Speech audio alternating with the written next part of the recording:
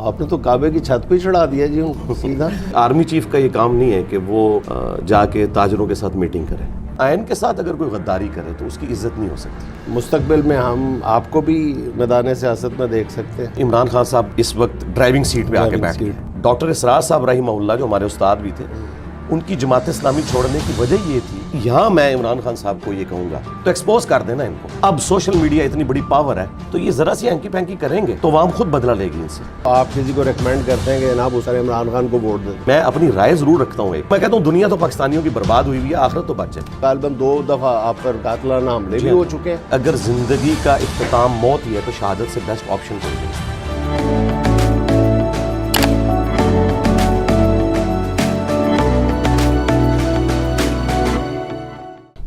اچھا علی بھائی، یہ کب آپ کو اپنی شخصیت میں یہ تبدیلی محسوس ہوئی؟ ہمیں تو یہ 2-4 دن پہلے ہی محسوس ہوئی ہے کہ آپ ملکی معاملات پہ اور سیاسی معاملات پہ اتنی گہری نظر رکھتے ہیں، اور مسائل کا جو آپ جو جڑ تلاش کرتے ہیں وہ وہی ہے جو پاکستان کی عوام کی اکثریت جس میں تلاش کرنے لگی ہے۔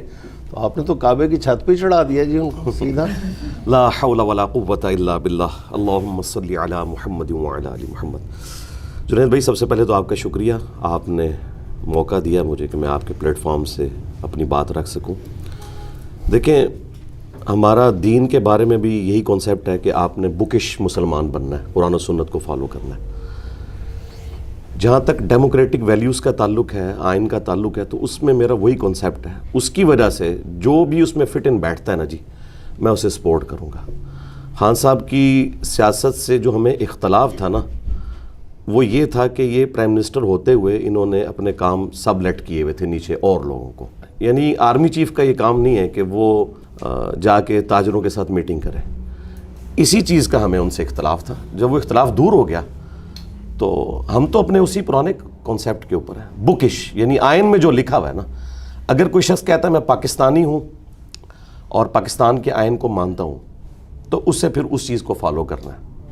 اور اگر وہ یہ کہتا ہے کہ میں ہے تو پاکستانی ہوں، آئین کو بھی مانتا ہوں، لیکن مرضی اپنی کروں گا، اگرچہ میں نے جب فارغ ہوا تھا اپنی اس اکیڈمی سے، میں نے حلف لیا تھا 1.5 لائن کا۔ اس 1.5 لائن میں بھی بات یہ تھی کہ میں پولیٹکس میں حصہ نہیں لوں گا۔ میں اگر اپنے عہد کے ساتھ وفا نہیں کر رہا، ڈرامہ تو ہے عہد وفا، لیکن اپنے عہد کے ساتھ وفا نہیں کر رہا، تو میں پھر کیوں کر کسی کی عزت کروں؟ قرآن و سنت کے ساتھ جو غداری کرے اس کی کیسے عزت ہو سکتی ہے؟ اس طرح آئین کے ساتھ اگر کوئی غداری کرے تو اس کی عزت نہیں ہو سکتی۔ یہ ہمارا شروع سے موقف ہے، اور یہ وہ موقف ہے جو اب ماشاءاللہ ہماری اسٹیبلشمنٹ نے بھی اڈاپٹ کر لیا ہے، الحمدللہ۔ آپ کو یقین ہے کہ اڈاپٹ کر لیا؟ جی مجھے یقین ہے، ایٹ لیسٹ اس وقت جو آرمی چیف ہے نا، ان کے پاس کوئی چارہ نہیں ہے، اور کوئی چارہ نہیں ہے۔ بائی چانس ایسے ہیں، بادل نخواستہ قبول کر لی ہے یہ حقیقت۔ ہاں جی، حالات و واقعات ہی ایسے ہوتے ہیں نا، یہ اللہ تعالیٰ کی سنت ہے جی، اللہ تعالیٰ حالات ایسے پیدا کر دیتا ہے۔ اچھا علی بھائی، یہ فرمائیں کہ ایک عالم دین کے منہ سے ایسی باتیں سننا، آئین، دستور، جمہوریت اور بکش بھی ہونا، تو یہ کچھ عجیب سا نہیں لگتا کہ آج کی جمہوریت، آج کا آئین، آج کا دستور، آرمی چیف، تو اس وقت تو جو ہم علماء کرام سے سنتے رہے وہ تو سپہ سالار بھی جو ہوتا تھا وہی حکمران ہوتے تھے، حکمران جو ہوتے تھے وہ سپہ سالار بھی ہوتے تھے، اور سارا کچھ رلیا ملیا۔ علماء جو ہے نا جی، اس وقت علماء کی اکثریت کی دنیاوی تعلیم تو بالکل کوئی نہیں ہے، یونیورسٹیز کا انہوں نے منہ نہیں دیکھا ہوا۔ اگرچہ ہمارے پاس جو اس وقت بڑی تنظیمیں ہیں نا اسلام کی، انہوں نے یہ اپنا کنسیپٹ جو جماعت بنانے کا نا، یہ ڈرائیو کیا ہوا ہے غیر مسلموں سے۔ یعنی باقاعدہ طور پہ جو پہلی جماعت بنی ہے نا اسلام کی ہسٹری میں، وہ تبلیغی جماعت ہے۔ اس سے پہلے کبھی جماعتیں اس طرح نہیں بنائی جاتی تھیں، خانقاہیں ہوتی تھیں، انڈیویجول لیول کے اوپر سسٹم ہوتا تھا، لیکن اتنی آرگنائز جماعت کے پھر 170 ملکوں میں اس کا کام پھیل جانا، تو یہ کنسیپٹ کسی عالم دین نے نہیں دیا، بلکہ اس وقت چونکہ ایک پوری دنیا میں غوغا تھا کمیونزم کا، اور ان کے بھی باقاعدہ سرکلز ہوتے تھے، انہوں نے اپنے گشت شروع کر دیے بدھ والے، سب کچھ وہیں سے کاپی کیا ہے۔ پھر اس کو 4 چاند لگائے ہیں مولانا مودودی نے جماعت اسلامی بنا کے، اسے مزید آرگنائز کیا، تو لوگوں نے لرن کیا ہے۔ جو ٹرو ڈیموکریٹک ویلیوز ہیں، یہ خلافت راشدہ کی ماڈرن فارم ہے۔ ہمیں جو ویسٹرن ڈیموکریسی سے اختلاف ہے، وہ حلال اور حرام کا جو معاملہ ہے وہ کثرت رائے سے دیکھتے ہیں، جبکہ پاکستان کے آئین میں لکھا ہے کہ یہاں پہ کوئی بھی قانون قرآن و سنت کے خلاف پاس نہیں کیا جائے گا. اقتدار اعلیٰ کا مالک اللہ تعالیٰ ہے اور اس اقتدار کو عوام ٹرانسفر کریں گے کسی ایک اپنے ریپریزنٹیٹیو کے لیے. تو یہ ایک ماڈرن فارم ہے. اگر ہمارے آئین میں یہ لکھا ہو کہ ہومو سیکچویلٹی کو بھی حلال قرار دے دیا جائے گا اگر پاکستان نے کثرت رائے سے فیصلہ کر دیا تو ہم اس آئین سے بغاوت کر دیں گے. پھر اس آئین سے بغاوت کر دیں گے تو بے شک وہ جمہور کی آواز ہو. جی بے شک ہو، بے شک وہ جمہور کی آواز ہو. اچھا، مولانا سید ابو العلا مودودی کے تصور سیاست سے آپ ایگری کرتے ہیں؟ دیکھیں ان کے جو تصور سیاست ہے اس کے لیے اتنی بات کافی ہے کہ ان میں ٹالرنس تھی. ایک وہ جماعت اسلامی تھی جو 1941 میں بنی، پھر جب پاکستان بن گیا تو انہوں نے پاکستان کو ایکسیپٹ کیا، پھر کچھ عرصے بعد ان کو اندازہ ہوا وہ پولیٹکس میں بھی آ گئے. وقت کے ساتھ ساتھ انہوں نے لرن کیا. انیشلی تو ان کا کانسیپٹ نہیں تھا. ڈاکٹر اسرار صاحب رحمہ اللہ جو ہمارے استاد بھی تھے، ان کی جماعت اسلامی چھوڑنے کی وجہ یہ تھی کہ جماعت اسلامی والے پولیٹکس میں کیوں. میں سمجھتا ہوں مولانا مودودی نے وقت کے ساتھ لرن کیا اور جو بھی گیون سرکمسٹانسز تھے ان میں انہوں نے اپنے معاملات کو مزید بہتر کیا. تو علی بھائی ایک جو ڈائریکٹ کویسچن بنتا ہے اس وقت آپ سے، لوگوں کے ذہن میں بھی آتا ہے کہ آپ کے یہ جو موجودہ سٹانس ہے جو آپ فرما رہے ہیں کہ وہ پہلے کا سٹانس ہے، اس کی ایک شکل اب آپ دیکھ رہے ہیں، تو مستقبل میں ہم آپ کو بھی میدان سیاست میں دیکھ سکتے ہیں؟ نہیں جی، یہ تو بالکل ایک سمجھ لیں معاملہ کراس ہے. جس طرح میرا یہ اعلان ہے کہ میں کوئی چندہ بک نہیں بناؤں گا، کوئی مسجد نہیں بناؤں گا، کوئی مدرسہ نہیں بناؤں گا. یہ ساری مساجد ہماری مساجد ہیں. ہم تمام مکاتب فکر کے لوگوں کو مسلمان سمجھتے ہیں، ان کے پیچھے نمازیں پڑھتے ہیں، انہیں چندے دیتے ہیں. ہمیں ضرورت ہی نہیں علیحدہ سے کوئی 1.5 اینٹ کی مسجد بنانے کی.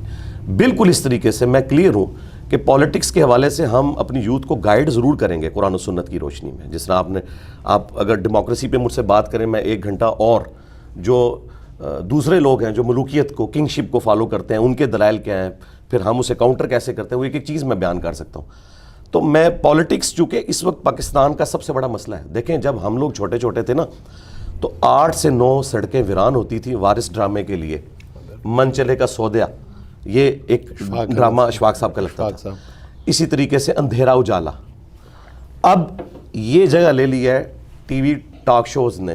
کیپٹل ٹاک لوگ دیکھتے ہیں، آج شاہ زیب خان زادہ کے ساتھ لوگ دیکھتے ہیں، کاشف عباسی صاحب کو لوگ سنتے ہیں. تو آپ دیکھیں کیسا پیراڈائم شفٹ ہو چکا ہے. تو میں اس دنیا کا باشندہ ہوں نا، میں کس طرح اپنی وشفل تھنکنگ میں بیٹھا رہوں ایک خانقاہ بنا کے اور دنیا سے میرا کوئی لینا دینا نہ ہو. میں میکینیکل انجینئر بھی ہوں اور میرا خیال ہے اتنا تو شاید آپ صحافی لوگ پالیٹکس سے ریلیٹڈ پروگراموں کو نہیں دیکھتے جتنا میں شوق سے دیکھتا ہوں، اور آپ سے نہیں، عرصہ دراز سے، اور تمام کو سنتا ہوں. آپ نے حسب حال کے بارے میں ایک رائے کا اظہار کیا تھا، وہ اس کے لیے آپ کا شکریہ بھی ڈیو ہے. اور جس ڈیٹیل کے ساتھ آپ نے انالائز کیا تھا اس سے پتہ چلتا تھا کہ آپ حالات حاضرہ سے آگاہی بھی بہت گہری رکھتے ہیں، اور جو رائے عامہ کے حوالے سے جو پروگرام ہے وہ بھی آپ کی ان پر دسترس ہے آپ کی پوری. اچھا علی بھائی یہ فرمائیے گا کہ موجودہ سیاسی حالات میں ایک عام آدمی کے پاس آپشنز کیا ہیں؟ جو ایک بات آپ نے بنیادی طور پر فرمائی ہے وہ ہے اسٹیبلشمنٹ کے حوالے سے. اب اگر ایک جماعت ایک وقت میں اسٹیبلشمنٹ کے بارے میں ایک رویہ رکھتی ہے، پھر وہ کچھ عرصے بعد اپنا موقف بدل لیتی ہے، دوسری جماعت اس کی جگہ لے لیتی ہے آ کے، اور یہ میوزیکل چیئر اسٹیبلشمنٹ اور سیاسی جماعتوں کا یہ کھیل جاری ہے. اس سے ہٹ کے آپ کیا دیکھتے ہیں کہ آخر کب تک پھر یہ کھیل رہے گا؟ یہ کیا پھر ایک عام آدمی کیسے جج کرے گا کہ حق پہ کون ہے، اور پاکستانی مسائل، پاکستانی عوام یہ غربت کی چکی میں پسے ہوئے، اس کا حل کس کے پاس ہے اس سے نکلنے کا، اس چکی سے نکلنے کا؟ میرا خیال ہے اب انڈکلیئرڈ تو ساری سیاسی جماعتیں اس پیج کے اوپر تو آ چکی ہیں کہ اسٹیبلشمنٹ کا کوئی رول ہونا نہیں چاہیے. ووٹ کو عزت دو، یہ نواز شریف صاحب کا نعرہ تھا نا، اگرچہ وہ بعد میں غیر اعلانیہ پیچھے ہٹے، لیکن آج اگر یہ آرمی چیف بیٹھے ہیں نا تو اسی وجہ سے بیٹھے ہوئے ہیں کہ نواز شریف صاحب نے سٹینڈ لیا. ٹھیک ہے، تو جس نے جتنا کنٹریبیوٹ کیا ہے نا، ایک سٹیپ طے کروایا ہے نا. ذوالفقار علی بھٹو نے بھی ایک سٹیپ طے کروایا، بے نظیر نے بھی ایک سٹیپ طے کروایا، نواز شریف صاحب نے بھی ایک سٹیپ طے کروایا. اب پریکٹیکلی اس وقت تو عمران خان صاحب اس وقت ڈرائیونگ سیٹ پہ آ کے بیٹھ گئے ہیں، اور وہ ایسی سیٹ پہ آ کے بیٹھ گئے ہیں کہ باقی سیاسی جماعتوں کے لوگ بھی وہ کہتے ہیں کہ جی یہ تو ہمارا بیانیہ تھا جو خان صاحب لے کے چل رہے ہیں, تو ہمارے لوگوں کو کیا میسو سپورٹ آج تک شاید کسی کے پاس ہاں نہیں جی, کسی کو نہیں ملی. بھٹو صاحب کے پاس دوسرے نمبر پہ تھی, اتنی زیادہ نہیں تھی, وہ بھی تھی, ساری جذباتی تھی. یہاں پہ بات یہ ہے کہ صرف جذبات نہیں ہے, لوگ پریکٹیکلی سمجھدار بھی ہو چکے ہیں, لرن بھی کر چکے ہیں. تو خان صاحب سامنے آئے, اگر وہ یہ سمجھتے ہیں نا کہ یہ لوگ اعلی کار ہیں, مستقبل میں بھی بنیں گے یا آپ بنے ہوئے ہیں اسٹیبلشمنٹ کے, تو ایکسپوز کر دینا ان کو. چارٹر آف ڈیموکریسی لکھیں اور کہیں کہ شہباز شریف صاحب آؤ سائن کرو اس کے اوپر, پھر عوام ان سے پوچھے گی اگر انہوں نے سائن کیا. چارٹر آف ڈیموکریسی پہلے بھی تو بنے نا. اصل بات تو جو مسئلہ نظر آتا ہے کہ اس پہ عمل درآمد کس نے کروانا ہے جب کوئی گارنٹر ہی نہیں ہوتا. اب چارٹر آف ڈیموکریسی میں پہلے ان دو جماعتوں نے طے کیا تھا کہ اس کی طرف نہیں جانا, اسٹیبلشمنٹ کی طرف نہیں دیکھنا, تو دونوں جماعتیں آج اسٹیبلشمنٹ کے پیروں میں بیٹھی ہوئی ہیں, بلکہ مقابلہ ہے کہ کون سی زیادہ ہے. تو پھر چارٹر آف ڈیموکریسی ایک اور ہو جائے گا تو نمبر آف جو چارٹرز ہیں انہی میں اضافہ ہوگا نا. یہ تو کوئی جب تک آپ جیسے لوگ جو ہیں وہ پبلک کو بتاتے نہیں ہیں, عوام کو بتاتے نہیں ہیں کہ حقیقی جمہوریت ہے کیا اور اسٹیبلشمنٹ کا کوئی رول نہیں بنتا, اور جو پبلک نے عوام اس جمہوریت کے ذریعے جس پہ آپ جیسے ماشاءاللہ جو علماء کرام ان کا بھی اتنا فرم بلیف ہے کہ الٹیمیٹلی یہ جمہوریت ہی ہے جس میں آگے بڑھنا ہے اور پنپنا ہے, تو پھر مطلب مسئلے کا حل کیسے نکلے گا؟ ایک اور چارٹر آف ڈیموکریسی ہو جائے گا, اس پہ بھی عمل نہیں ہوگا. دیکھیں ٹرو سینس میں بے شک عمل نہیں ہو سکا, لیکن تھوڑا سا خیر اس میں سے نکلا نا. اگر وہ چارٹر آف ڈیموکریسی نہ ہوتا تو نواز شریف صاحب جب کالا کوٹ پہن کے چلے گئے تھے حقانی صاحب والے کیس میں, بالکل, تو گورنمنٹ تو الٹ جاتی نا. تو اس وقت انہوں نے طے کیا کہ نہیں یار 5 سال پورے. یہ تو ایک خیر نکلا ہے نا اس میں سے کہ اسمبلیاں اپنا ٹائم پورا کر رہی ہیں. تھوڑا سا اسٹیپ طے ہوا ہے لیکن ہوا تو ہے نا, تھوڑی بہت شرم حیا تو ہے نا. لیکن اب سوشل میڈیا اتنی بڑی پاور ہے کہ کوئی بندہ ذرا سی بھی ہینکی پھینکی کرے گا نا جی, میرا یہ بلیو ہے کہ کوئی کسی کو آپ ڈسیو کر نہیں سکتا. ان زمانوں میں تو صرف پی ٹی وی تھا, اور اس کے بعد جب پرائیویٹ چینلز بھی تھے ان کے اوپر تو ان کی آ کے بندوق آ جاتی تھی نا. سوشل میڈیا پہ کون کر سکتا ہے؟ تو یہ ذرا سی ہینکی پھینکی کریں گے اگر پولیٹیکل لیڈرز, تو عوام خود بدلہ لے گی ان سے. اب میرے خیال ہے حالات ایسے سازگار ہیں. سوشل میڈیا وہ ایک ایسٹ ہے کہ جس کی بنیاد پہ میں کہہ سکتا ہوں کہ اب جو بھی ہینکی پھینکی کرے گا نا چارٹر آف ڈیموکریسی سے یا اکانومی سے, عوام خود بدلہ لے گی اس سے, اور وہ یہ لے گی کہ ووٹ کے ذریعے فیصلہ کر دے گی. اچھا علی بھائی, آپ نے فرمایا کہ جی سیاست میں آنے پہ تو کاٹا ہے, بالکل آپ نے, اس کی جسٹیفیکیشن کیا ہے؟ جسٹیفیکیشن یہ ہے کہ میرا موقف یہ ہے کہ جو کوئی بھی اچھا کام کر رہا ہے نا, ہم بجائے الگ سے ایک پلیٹ فارم بنانے کے نا, جو آلریڈی وہ کام کر رہے ہیں میں ان کو سپورٹ کرتا ہوں. مثلا میں نے جب مجھے کہا گیا کہ آپ چیریٹی کے لیے کام کریں, میں نے کہا عیدی ویلفیئر کے ہوتے ہوئے, شوکت خانم کے ہوتے ہوئے, الخدمت فاؤنڈیشن کے ہوتے ہوئے میں ایک کیوں علیحدہ سے پلیٹ فارم بناؤں؟ ہمارے پاس جب لوگ آتے ہیں جی یہ جی پیسے, ہم کہتے ہیں ادھر جا کے دیں, ہم ان کے ہاتھ مضبوط کرتے ہیں. یہ میرا رول صرف پالیٹکس کے لیے نہیں ہے, باقی معاملات کے لیے بھی ہے کہ جو آلریڈی کام کر رہے ہیں نا ان کے ہاتھ مضبوط کیے جائیں. نہیں لیکن یہ بھی تو ہے نا کہ آپ جو کام جس پوزیشن میں کر رہے ہیں یہ چیریٹی نہیں ہے, مطلب حکومت چلانا ہے. تو کل کو آپ کسی کو ریکمینڈ کرتے ہیں کہ جناب اس کو ووٹ دے دو, میری رائے میں وہ سیاسی جماعت بہتر ہے, عمران خان کو ووٹ دے دو, اور کل کلاں پھر آپ دیکھتے ہیں کہ یار جیسے میں نے عمران خان کو کنسیو کیا تھا, سوچا تھا, ویسا نہیں ہے عمران خان, تو پھر آپ ذمہ دار نہیں ہیں اس کے کہ آپ خود کیوں نہیں پھر آ رہے ہیں اس میدان سے؟ دیکھیں جی مجھے تو حالات و واقعات ایسے فیوریبل نہیں لگتے کہ میں اس سے بڑے لیول کی جو امت لیول کی خدمت ہے اسے چھوڑ کے اس طرح کے معاملات کے اندر پڑ جاؤں, کیونکہ وہی بات ہے کہ اس کے ساتھ پھر کئی ایک ایسی چیزیں جڑی ہوئی ہیں. پھر چونکہ ہمارا ایک ریلیجس پلیٹ فارم ہے, اس میں تمام مکاتب فکر کے لوگ, تمام اسکول آف تھاٹ کے لوگ, تمام سیاسی جماعتوں کے لوگ. دیکھیں ریلیجن تو بنیادی ضرورت ہے نا, میں نہیں چاہتا کہ کسی کی آخرت کمپرومائز ہو جائے اس وجہ سے. اور پالیٹکس کے پوائنٹ آف ویو سے بھی کبھی میں نے کلیئر کٹ کسی کو نہیں کہا کہ آپ فلاں کو ووٹ دیں, میں نے کبھی بھی ایسی بات نہیں کی ہے. البتہ میں اپنی رائے ضرور رکھتا ہوں ایک کہ جی میری یہ رائے ہے اس معاملے میں, میں جماعت اسلامی کو ایک ٹرو ڈیموکریٹک جماعت سمجھتا ہوں کہ اس میں مودودی صاحب کی اولاد میں سے کوئی بندہ کبھی اوپر نہیں آیا ہمیشہ, یعنی ایک ایم کیو ایم اس کے ساتھ اور کمزوریاں لگی ہوئی ہیں, اور ایک جماعت اسلامی, یہ دو جماعتوں میں یہ ایک بڑی خوبی ہے. ٹھیک ہے, تو اس کا یہ مطلب نہیں ہے کہ میں ان کی ہر بات سے ایگری کرتا ہوں. میں نہ جانے کا فیصلہ ہے یا اتنا محتاط رویہ ہے, اس کی وجہ یہ نہیں ہے کہ کہیں میری کمائی ہوئی عزت نہ چلی جائے؟ مجھے بتائیں اس سے زیادہ میں نے اور کون سی عزت اب کمانی ہے، یا اللہ کے حضور یہ جو بھی عزت ہے، یہ وجہ نہیں ہے جی، بالکل یہ وجہ نہیں قطعاً نہیں ہے۔ اس کی وجہ یہ ہے کہ میں پھر آپ مجھ سے ننگی بات سننا چاہتے ہیں، وہ ڈاکٹر سرار صاحب یہ لفظ استعمال کرتے تھے، ننگا فلسفہ، تو میں بھی وہ اپنے استاد کی سنت پہ عمل کرتے ہوئے، تو ننگا فلسفہ یہ ہے کہ جی پاکستان کی جو پولیٹکس جس قسم کی ہے نا جی، اس میں ہی نہیں چاہتا کہ صدیوں بعد اللہ تعالیٰ نے مسلمانوں کو ایک انٹرنیشنل لیول کا ایک ایسا پلیٹ فارم ہماری شکل میں دیا ہے کہ لوگوں کی کوئی ڈھارس بندی ہے کہ مسلمان دوبارہ اپنے پاؤں پہ کھڑے ہو سکتے ہیں، اپنے دین کو لرن کر سکتے ہیں، اسلام کی نشت ثانیہ ہو سکتی ہے، فرقہ واریت کا خاتمہ ہو سکتا ہے۔ تو اب ان میں پھر دوبارہ سے کوئی مایوسی پھیل جائے، کیونکہ جب پالیٹکس ہوگی نا، تو پالیٹکس میں جب آپ انوالو ہوتے ہیں نا، تو آپ کے جو مخالفین ہیں نا، وہ ایسے ہیں کہ وہ آپ کے اوپر ایسے بلیمز لگائیں گے، اور پھر وہ مخالفین ایسے بھی ہوں گے کہ جن کے ہاتھ میں بندوق ہوگی، ریسورسز ہوں گے، وہ جو بھی بات کریں گے، کوئی بھی کسی کے اوپر کیس بنا دیں، بیٹھے بٹھائے میرے اربوں کے اثاثے نکال لیں، تو میں کیا کروں گا؟ حالانکہ میں تو کھلی کتاب ہوں سب کے سامنے۔